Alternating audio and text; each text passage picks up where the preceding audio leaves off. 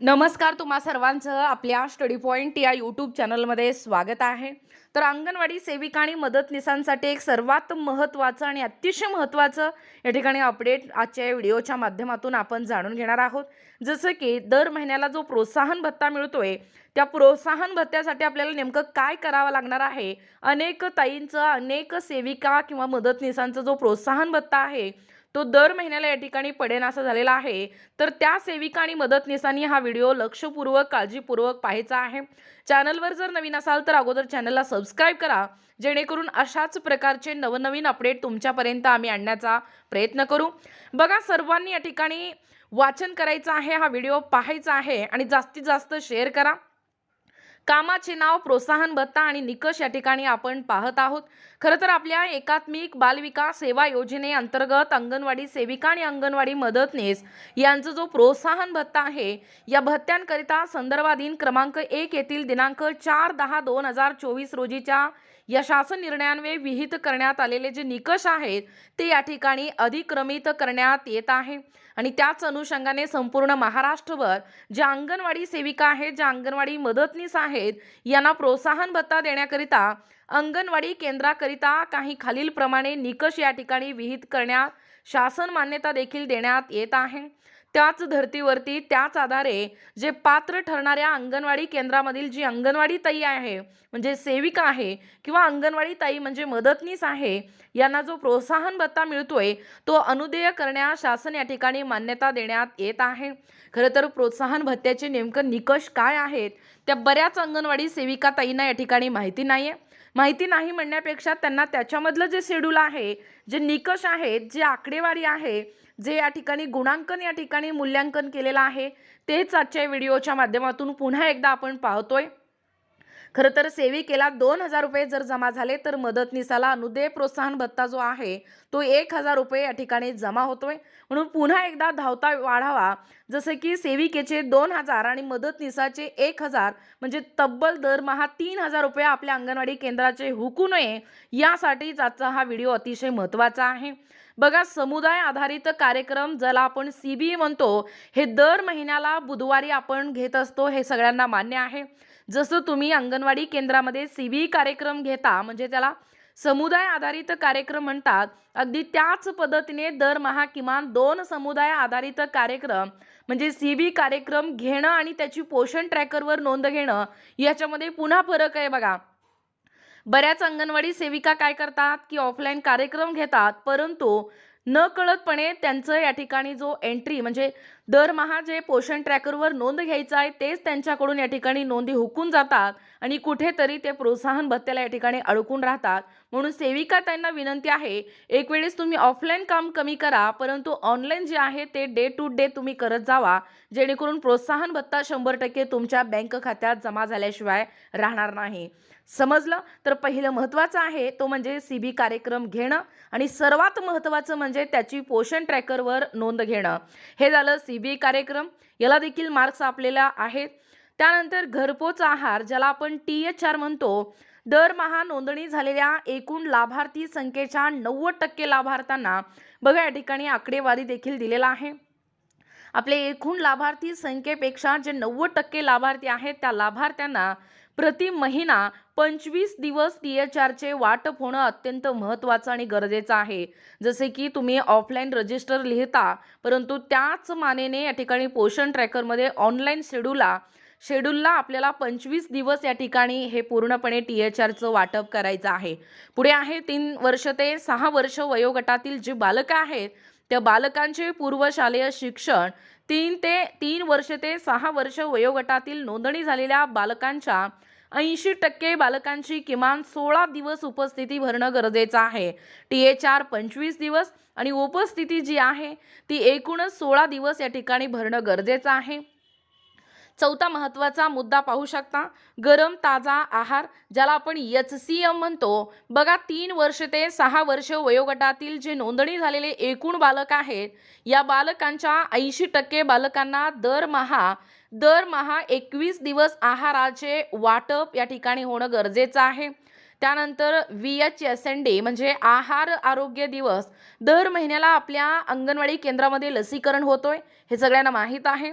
तर त्याच लसीकरणाच्या दिवशी आपल्याला एक कार्यक्रम आयोजन करायचा आहे आणि त्याची सुद्धा नोंद आपल्याला दर महिन्याला एका म्हणजे आहार आरोग्य दिवसाचं पोषण ट्रॅकरवर नोंद घेणं अनिवार्य आहे.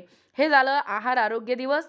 त्यानंतर 6वा महत्त्वाचं आपल्याला काम करावं लागणार आहे SAM, ज्याला आपण अतितीव्र कुपोषित किंवा MAM, ज्याला आपण मध्यम कुपोषित म्हणतो, याच्यावरती देखील आपल्याला भर द्यावा लागणार आहे. आपल्या अंगणवाडी केंद्रामध्ये ताईनो सॅम आणि मॅम जी बालकं आहेत त्या बालकांवरती आपल्याला लक्ष ठेवणं गरजेचं आहे. ज्या सॅम आणि मॅम बालकाचे प्रमाण आहे ते मागील महिन्याच्या तुलनेत कमी झालेलं असणं गरजेचं आहे, म्हणजे सर्रास शून्य असणं गरजेचं आहे. त्यानंतर 7वं महत्त्वाचं कामकाज आपल्याला पार पाडायचं आहे प्रोत्साहन भत्ता मिळवण्यासाठी. SUW म्हणजे अति तीव्र कमी वजन आणि MUW म्हणजे मध्यम कमी वजन. जे SUW व MUW असलेल्या बालकांचे जे प्रमाण आहे ते आपल्या बीटच्या म्हणजे बीट स्तरावर जे तुमची अंगणवाडी असते ती सरासरीपेक्षा देखील कमी असणं गरजेचं आहे. 8वा महत्त्वाचा काम आहे बघा आपल्याला HCM म्हणजे गरम ताजा आहार व THR म्हणजे घरपोच आहार या साठा नोंदी शेवटी आपल्याला महिन्याच्या शेवटी देखील भरता येतोय स्टॉक रजिस्टरमध्ये, किंवा आपण जेव्हा FRS करतोय किंवा या ठिकाणी तेव्हा देखील आपल्याला हा साठा नोंदी करणं गरजेचं आहे. म्हणजे दर महिन्याचा जो अहवाल आहे तो आपल्याला या पोषण ट्रॅकरवरती भरावा लागणार आहे.